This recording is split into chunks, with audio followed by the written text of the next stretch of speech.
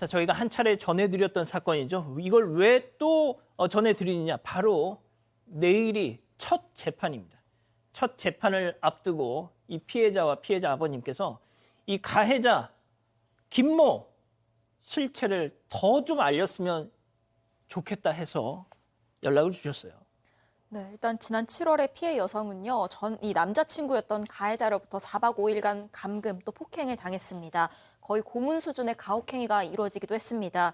당시 7월 7일에 협박해서 납치하다시피 이 피해자를 데리고 갑니다. 그리고 이 피해자가 다른 남자랑 연락을 했다. 이런 이유로 이 소위 말하는 바리깡으로 머리를 밀고요. 얼굴에 침을 뱉고 또 소변을 보기도 했습니다. 이렇게 오물이 묻은 채로 무릎을 꿇고 가해자 지시에 따라서 잘못했다고 얘기하는 영상을 찍어야 하기도 했습니다. 또 주변에 사람들이 많이 없어야 신고가 안 들어온다. 또 너를 마음껏 때릴 수 있다. 이런 이유를 들어서요. 신축 오피스텔을 구해서 그 안으로 들어갑니다. 그리고 그곳에서도 역시나 폭행이 이루어졌습니다.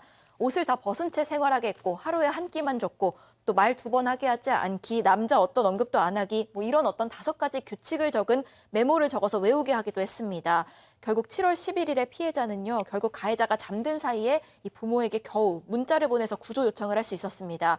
경찰과 119가 출동해서 여성을 구조했고요. 가해자는 7가지 혐의로 재판에 넘겨졌고 내일 첫 재판을 앞둔 상황입니다. 이 가해자 김모 계속 아무렇지 않다가 그 사건이 벌어졌던 4박 5일 그 기간 동안에만 이렇게 횟가닥 돌았던 걸까요? 그 전에는 무슨 전조가 없었을까요? 지금부터 그 얘기를 전해드리겠습니다. 체크포인트 짚어보죠. 나랑 캔디 하자. 이 얘기가 무슨 얘기일까요? 피해자분의 얘기 직접 들어보시죠. 얘기를 나누면서 제일로 많이 권했던 게 캔디라는 거였거든요. 그리고 아이스?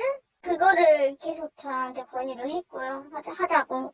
10여 번 정도 저랑 하자고 했는데 저한테는 기분이 좋아진다라고 막 이렇게 설명을 안 했어요. 그리고 만드는 방법도 자기가 다 안다고 10분 안에 텔레그램에서 구한다고 텔레그램은 못하는 게 없다고 텔레그램으로 해서 막 경찰들이 나 못 잡을걸? 경찰들이 날 어떻게 잡아? 막 이러면서 진짜 우리가 아는 캔디라면 편의점 가면 살 수 있는 거를 텔레그램으로 살 필요가 있습니까? 그러니까요. 사실 이거는 피해자 측 주장이지만 굉장히 주장이 구체적이고 그 내용이 정확하게 그 마약류를 의미하는 이야기가 나오고 있기 때문에 이 부분에 대해서도 저는 좀 수사당국이 제대로 좀 들여다봤으면 좋겠다라는 말씀 먼저 전하면서 이 피해자의 주장에 따르면 이 지금 가해자 졸피뎀 8알을 한꺼번에 먹고 굉장히 횡설수설하는 모습을 보였을 뿐만 아니라 지난해 6월경부터는 피해자에게 마약인 캔디, 아이스 이게 이제 통용되는 단어이기 때문에 그냥 방송에서 쓰도록 하겠습니다. 자주 이야기를 했고 이러한 마약을 만드는 방법을 알고 있다라고 하면서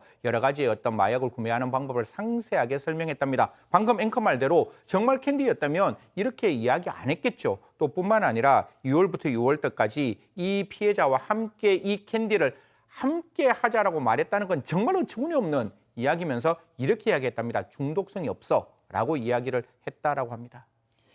자, 이 기자, 결국 검찰이 마약 투약 의혹에 대해서 알아본다는 거잖아요. 네, 일단 시민단체에서 이 검찰에 추가 수사 요청을 하는 어떤 진정서를 제출한 상태고요. 이게 검사실로 배당이 됐습니다. 이 검찰이 마약 관련 부분에 대해서는 세심히 들여다보겠다 이렇게 밝힌 상황입니다. 한 가지만 제가 조금만 더 말씀을 올리겠습니다. 이 부분도 피해자 측 주장이었기 때문에 이게 범죄가 되지 않는다면 제가 중간에 끼어들어서 말할 필요가 없는데 주장이지만 확인이 필요해서 제가 말씀을 드리겠습니다. 대한민국의 군대는 분명히 병력의 의무가 있습니다. 그래서 반드시 가야 되는데 정말 마음이 아픈 분들은 군대를 면제받을 수 있죠. 하지만 지금 이 사람 군대를 면제받았다라고 합니다. 그런데 그 이유가 우울증이었다라고 합니다. 그런데 이 사람의 그 피해자의 측의 주장에 따르면 이것도 거짓으로 주장을 했고 자기가 정말 똑똑하다. 그리고 군대 가는 아이들이 멍청하다라고 이야기를 했다라고 하니까 이 말은 저는 용납할 수 없다라고 생각합니다. 대한민국 군대 가는 대한민국의 청년들은 정말 국방의 의무를 지키기 위해서 정말 그 순수한 마음으로 가는 거니까 혹시 이런 부분이 있었다면 이 부분도 좀 수사를 해야 된다. 병력법 위반의 가능성이 열려 있다는 말씀 드리겠습니다. 자, 일단 제가 이수정 교수님하고 박지민 변호사님께는 일단 좀 인터뷰 피해자분의 싱크를 좀 듣고 다시 한번 좀 여쭤보겠습니다. 피해자는 지금 구조가 된 이후에도 그때 그날의 악몽 때문에 몸서리치고 계신다는 거예요. 또 다른 범행 장소인 차 안에서 이루어진 폭행에 대한 기억도 뒤늦게 떠올랐다고 합니다. 그건 또 무슨 얘기인지 저희 제작진에게 처음으로 이 얘기를 털어놓으셨대요. 들어보시죠. 알아서 벗어라고 이렇게. 그러니까 못 도망가게. 제가 이게 옷을 입고 예를 들어서 멈춰있는 구간에서 뛰어서 도망가면 끝이잖아요, 걔한테는. 수치심도 있게 하는 거였겠죠. 네 부모님도 죽여준다고. 그러면서 칼로 눈 아래다가 이렇게 가까이 이렇게 대보는 거예요. 멀어지면 찔러버린다 이러면서. 그래서 그때 그냥 머리가 비었었어요. 왜냐면 이게 너무 무서움을 넘어서 이게 통제가 안 되는 시기가 오니까 무서운 게 아니라 감정이 없어지더라고요. 나한테 칼 있는 거 계속 인지해라 라고 했어요. 너 아님 저렇게 니네 부모, 니네 오빠 칼로 다 찢어 발겨버릴 거라고. 교수님, 참고로 말씀드리면 저 피해자분 여성 21살입니다.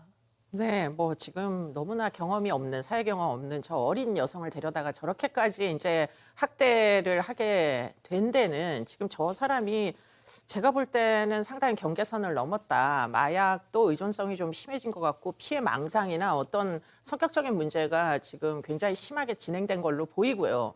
지금 피해자 같은 경우에 왜 그럼 빨리 도망가지 않았냐 이런 비난을 하시는 분들이 혹시라도 계실까 봐 제가 예. 드리는 말씀인데요. 저렇게 죽음의 공포를 느끼면 사람들의 자유의지가 다 꺾어져 버립니다. 그렇기 때문에 외상후 스트레스 장애 상태가 되고요. 그러면 그때부터는 사실 맞고 사는 게 그게 자신의 운명처럼 느껴지는 지경이 됩니다. 그렇기 때문에 지금이라도 구조된 건 천만다행한 일인데요. 계속 저렇게 있었다가는 뭐 생명을 잃을 수도 있는 그런 위기였던 걸로 보이고 그렇기 때문에 지금 피해자를 비난할 수 있는 그런 여지는 전혀 없다. 엄벌이 필요하다. 저 가해자는 결국은 저렇게 하다가 피해자를 죽일 수도 있는 그런 위험한 상황이었다. 하는 점을 꼭 검찰에서 고려를 해주셨으면 좋겠습니다. 자, 4박 5일 동안 정말 방송에서 차마 소개할 수 없는 정말 상상 초월의 일들이 더 있었잖아요. 네, 몇 가지만 전해드리자면요. 뭐 라이터 2개를 입에 넣게 합니다. 그리고 왼손으로 맞을래, 오른손으로 맞을래 이렇게 묻습니다. 어찌됐든 맞기 때문에 피해자는 뭐 오른손으로 맞을게 이렇게 답을 할 수밖에 없습니다. 그럼 역시나 때렸고요. 또 이 피해자가 땅콩 알레르기가 굉장히 심한데 반응이 궁금하다는 이유로 이걸 몰래 먹게 했습니다.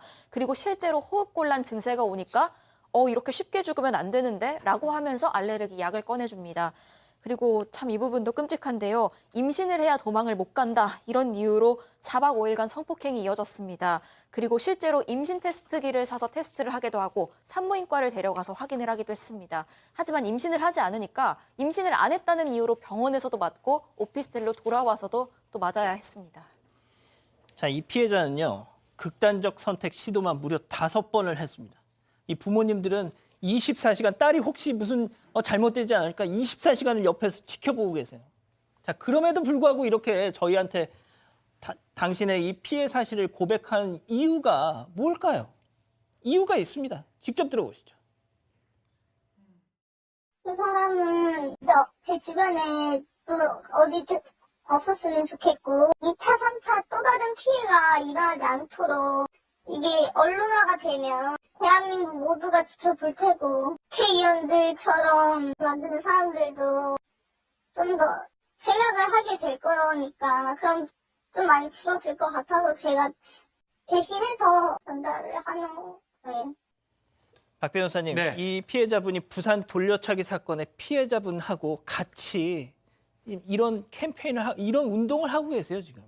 그러니까 불안감이 그런 거거든요. 사실은 뭐 영원히 감옥에 있지 않을 겁니다. 또 지금 또 호화 변호인단을 선임했다는 얘기도 있습니다. 그렇다면 재판을 하고 나서 나중에 석방이 된다면 본인한테 이제 가해를 가할 가능성이 매우 높기 때문에 그런 불안감은 항상 상존할 거고요. 또 그렇기 때문에 저희 사건 반장이 얘기하는 만회하는 부분이죠. 신상이나 이런 것들이 좀 공개가 된다면 어떤 그런 것을 미연에 방지할 수 있고 또 이 피해자 입장에서도 그런 부분 때문에 공론화시키려고 사건 반장에 얘기를 했던 걸로 보이고 그것은 좀 효과가 있지 않을까 생각이 듭니다. 자, 이 가해자 김모, 저는 실명을 압니다. 하지만 일단 말씀드리진 않겠습니다. 26살 키 193cm입니다. 강남의 한 호스트바 접객원으로 일한 적이 있다는 게 피해자의 주장입니다. 이자의 마약 투약, 병역법 위반, 사문서 위조 의혹 등등에 있어서 뭔가 좀 내가 그거 좀 알고 있다는 분들 계시면은 저희한테 꼭 좀 제보 좀 주십시오. 특히 말이죠. 이 가해자의 아버지는 우리 애가 뭐 사람 죽인 것도 아닌데 뭘 이렇게까지 하냐 뭐 이런 얘기도 했다는데 선생님 저는 말이죠.